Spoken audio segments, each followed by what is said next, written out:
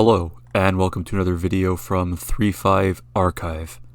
Today we're going to be doing our 49th D&D 3.5 Prestige class review, and we're going to be looking at the Halfling Outrider Prestige class from the Complete Warrior sourcebook.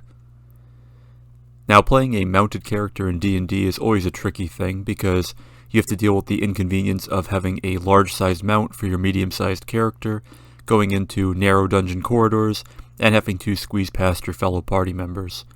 Playing a Halfling Outrider, you get around that a little bit by playing a small-sized creature on a medium-sized mount. This is going to give you a lot more maneuverability, and you're going to feel a lot more compact and more able to move around in the dungeon without feeling like you're getting in the way of your comrades. Also, this Prestige class helps you charge more effectively, which is going to help you take advantage of great mounted feats like Trample and Spirited Charge. So let's take a look at the Halfling Outrider. To become a Halfling Outrider, you're going to need to be a Halfling, of course. You're going to need a +5 base attack bonus. You're going to need 3 ranks in Listen, 6 ranks in Ride, and 3 ranks in Spot. You're also going to need Mounted Combat and Mounted Archery for feats. Now, these Prestige class requirements are moderately restrictive. While the Halfling race is, kind of a given for a Halfling Outrider, we won't really consider that restrictive.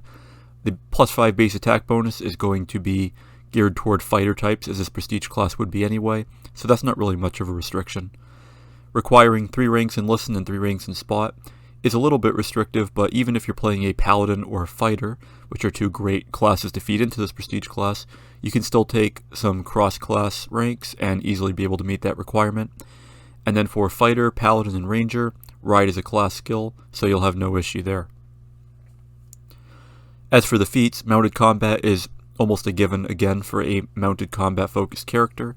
It's going to let you make a Ride check to negate an attack once per round against your animal companion. You just need to roll higher on your Ride check than the attack roll, which isn't always an easy thing, but it does give you a chance at preventing some damage to your animal companion. Mounted Archery is a little bit, less understandable, as this seems to be of a more of a melee-focused class, but it is still good to have, and it's one of the few other, mounted feats that's kind of entry-level to take.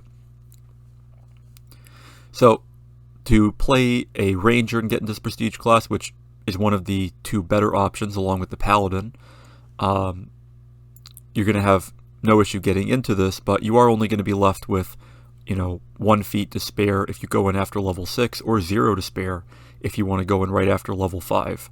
Playing a Halfling, you're not going to get the human bonus feat, so you're going to have to take Mounted Combat at level 1 and then Mounted Archery at level 3. Similar for a Paladin. So this is going to be a little bit difficult to go into. Both your feat choices are made for you, but the payoff should be pretty great. So what do you get as a Halfling Outrider? You get a D8 hit die, which is tolerable for a melee character. If you want to focus on archery, then it's more than adequate. A D10 would have been nice, but we can't ask for too much. You're going to get 4 plus your intelligence modifier skill points per level. This is going to be a downgrade for Rangers, a side grade for Paladins, and an upgrade for Fighters. But the skills are not really the most important part of this Prestige class, it's the class features. You do also get a full base attack bonus, which is what you'd expect from a fighter type class. And you do get a good reflex save, which is maybe a little bit unusual given that the classes most likely to feed into this have good fortitude saves, but a good reflex save is nice, and you do get evasion later on, so it does make a bit of sense. So, as a Halfling Outrider, you're going to gain an armor class bonus. It's a dodge bonus to your AC while you're mounted, and it's going to be equal to, basically half your level rounded up. It's going to start out at +1, go to +2 at level 3, +3 at level 5, +4 at level 7, and +5 at level 9. And this is really excellent. Any kind of dodge bonus to armor class is great. Note that you don't have to be wearing light armor for this, so you could be a heavily armored Halfling Paladin and be getting a +5 dodge bonus by the time you're at higher levels, which is nothing to sneeze at. If you're focusing on your armor class, which is already, not that hard, being a Halfling with a dex bonus, which is going to help Paladins who usually have to dump dexterity, as well as being small-sized, you're going to be able to get your armor class pretty high up there. You're also going to gain a mount at level 1. Now this is a little bit unusual, a little bit of an odd feature, because the Halfling Outrider doesn't really specify if your mount advances in any way. It simply says that the levels of your Halfling Outrider class are going to stack with Paladin, Druid, and Ranger levels for determining the characteristics of a Paladin's mount or an animal companion. So it seems like this doesn't stack with your mount feature. This feature just gives you a riding dog or war pony. But if you already have one of those as a Paladin, Druid, or Ranger, then you're going to be able to just keep on advancing that. So that's why coming into this class as a Paladin or Ranger is going to be your best bet. You're going to be able to give your companion a lot more hit points than you would otherwise. Otherwise, you're just going to be riding around a default riding dog at higher levels, and any errant fireball is going to take out your mount and leave you pretty much useless, as well as probably heartbroken at the loss of your friend. You're also going to gain alertness at level 1. This is not really that important to what this prestige class does, but it is a nice little bonus to your perception skills, and it will stack a little bit with your halfling racial bonus to listen checks, so you'll at least be a somewhat keen-eared scout. But this doesn't really go along with the mounted combat thing very much. It's just to kind of show that as well as being cavalry, you're also sort of scout cavalry. You're also going to gain a ride bonus, a competence bonus on ride checks equal to your class level. So this is going to eventually end up providing you a plus 10 on ride checks. And already the DCs for ride checks are not very high. They tend to max out at 25 or so. And this is going to make it easy for you to make those checks, probably without even having to roll. So this is a good solid feature to start you out with. At level 2, you're going to gain defensive riding. If you do nothing else while mounted, you can't attack or anything like that. You can gain a plus 2 bonus on reflex saves and a plus 4 dodge bonus to armor class. Your mount, on the other hand, is going to gain a plus 2 bonus on will saves and a plus 4 dodge bonus to armor class, as well as a 20-foot bonus to its speed. Now, assuming that this means that your mount can actually attack and fight while you are doing nothing and just riding defensively, then you're going to be able to give your mount some significant buffs while it's fighting. The issue is that this medium-sized creature, probably a riding dog, isn't going to be attacking for very much damage, unless they're advancing as an animal companion and getting improved natural attack, but even then, odds are you're going to be the one doing the most damage when you fight.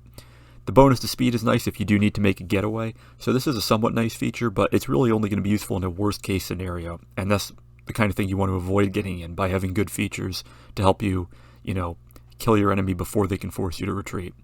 So this is not a very good feature, but it's there for when you need it. At level 3, you gain Unbroken Charge. This allows a mounted Halfling Outrider to charge through difficult terrain or squares occupied by friendly creatures by making a DC 15 ride check. By this point, between your dexterity, your class bonus to ride checks, and your ranks in ride, which you're probably going to want to have maxed out, you're going to be able to make a DC 15 ride check in your sleep. So this is going to allow you to move right through your allies when you want to make a charge, which is great.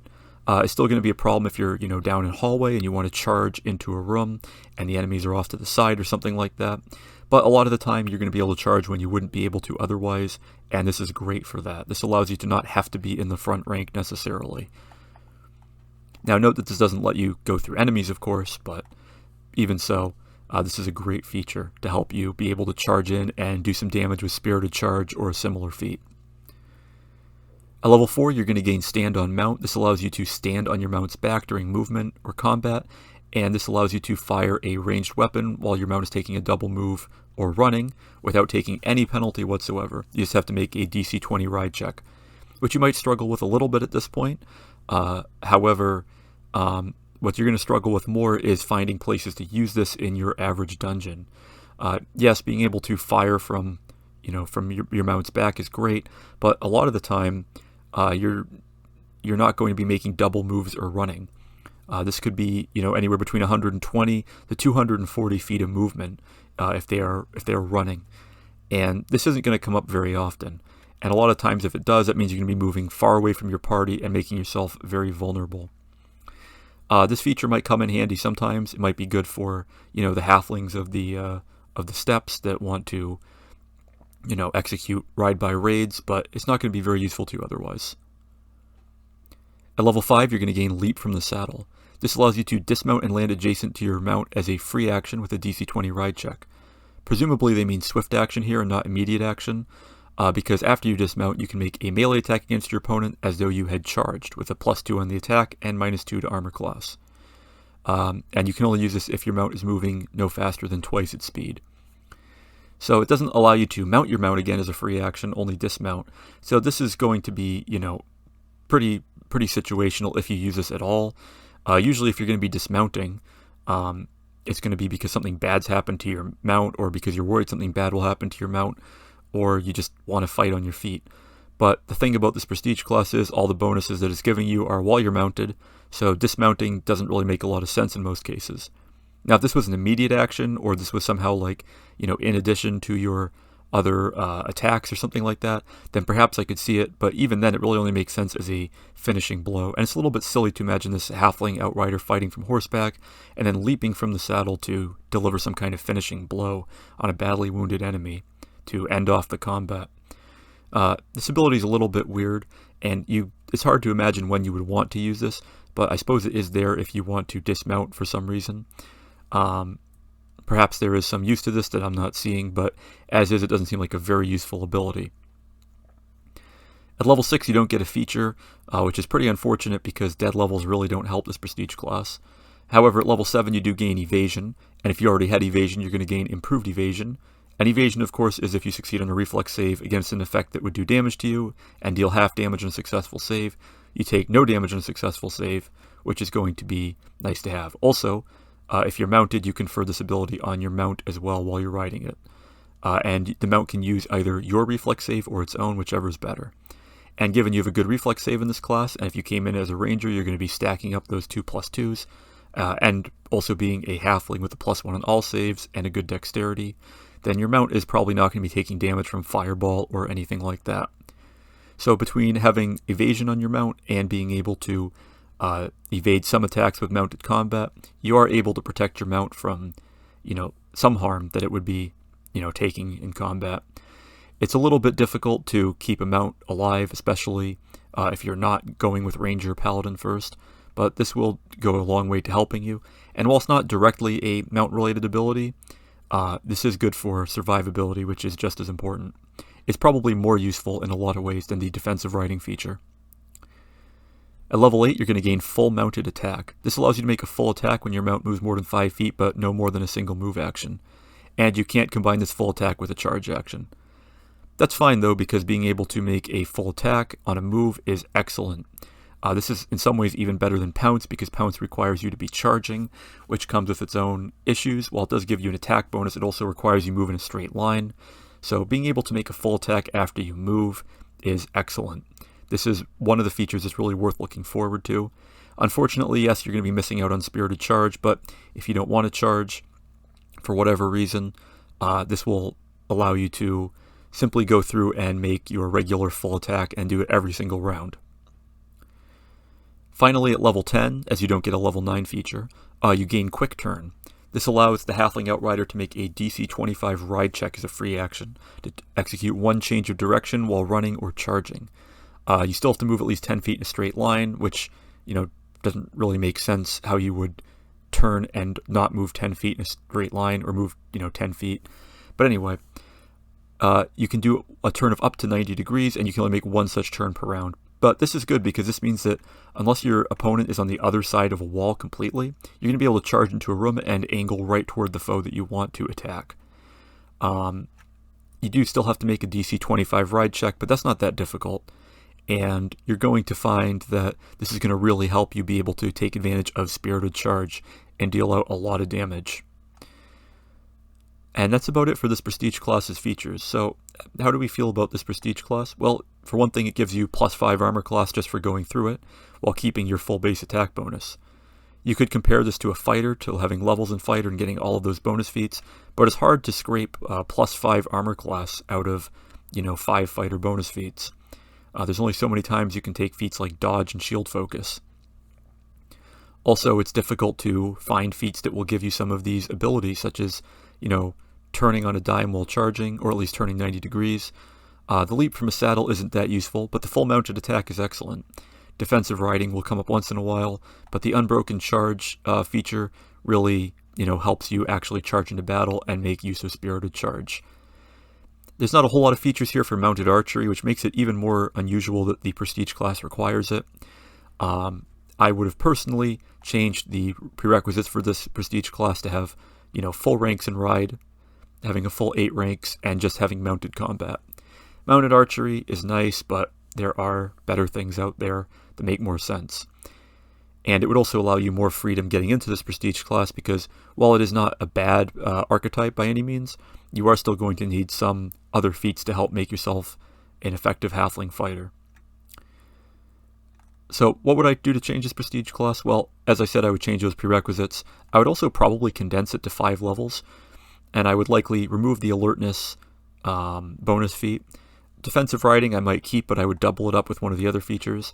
Stand on mount I might keep in, but I would probably consider making a separate prestige class for halfling outriders that want to use archery, or at the very least make it a choice. Perhaps at every level when you go to get a feature, you can choose between the melee and the ranged option. As for leap from the saddle, it just seems like a useless feature for the most part, which I would discard. Evasion can stay, although it would have to be adjusted so that you can't be getting improved evasion at too early of a level. Full mounted attack and quick turn would make excellent level 4 and level 5 features. Now you could keep this prestige class at 10 levels, but you would probably have to add some more features to it to make it a little bit better. That said, this is still an excellent choice. I would give this 4 stars for concept and 4 stars for execution.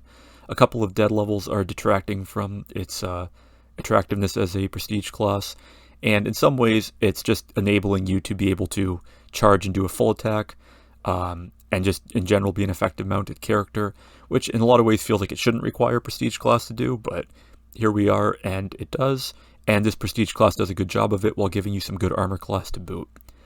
So this is a great option if you want to be a mounted halfling. At the very least you should take 3 levels of this to get unbroken charge if you don't go for the full mounted attack and quick turn. You can find other ways to be able to turn during a charge, although it's not really sure if you can do that for a mounted charge very easily, but at the very least you'll be able to charge through your allies.